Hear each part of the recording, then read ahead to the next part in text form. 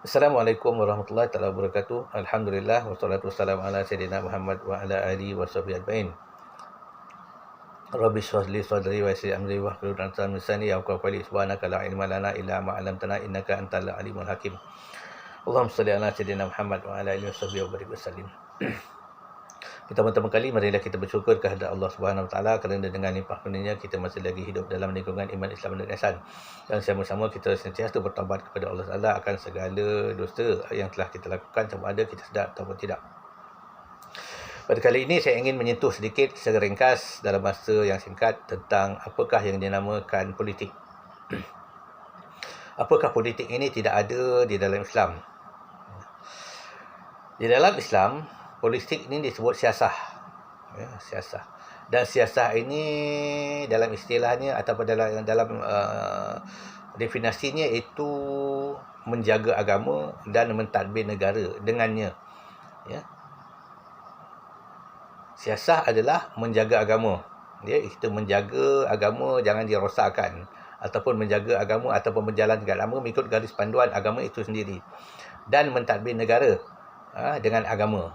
Ini kita menjaga mentadbir negara, mengurus negara, memerintah dengan menggunakan hukum agama. Ini yang dinamakan siasah.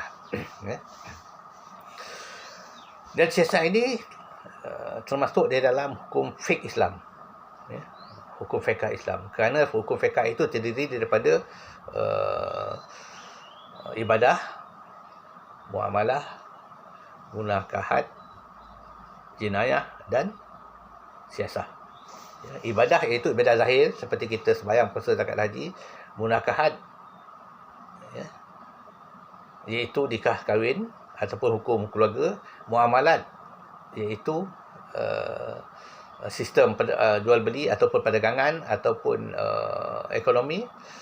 Jenayah iaitu hukum tentang pembalasan perbuatan yang jahat ataupun seperti membunuh, merompak dan sebagainya.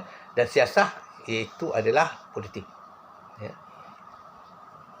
Jadi tidak benar yang dikatakan politik ini tidak ada dalam Islam. Tidak benar. Ataupun dikatakan agama suku, politik suku. Agama lain, siasah politik lain. Ya, kerana siasah itu duduknya di dalam fiqh Islam. Ya. Dan lagi Nabi Muhammad berpolitik. Kerana baginda mentadbir Madinah dengan hukum Islam. Ya, baginda mengatur masyarakat.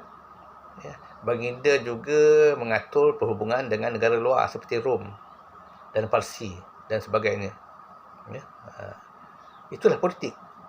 Ya, itulah politik. Ya, ini menjaga agama dan mentadbir negara dengannya. Cuma di zaman Rasulullah tidak disebut negara Islam. Tidak disebut dengan jelas tentang negara Islam ataupun politik Islam. Ya.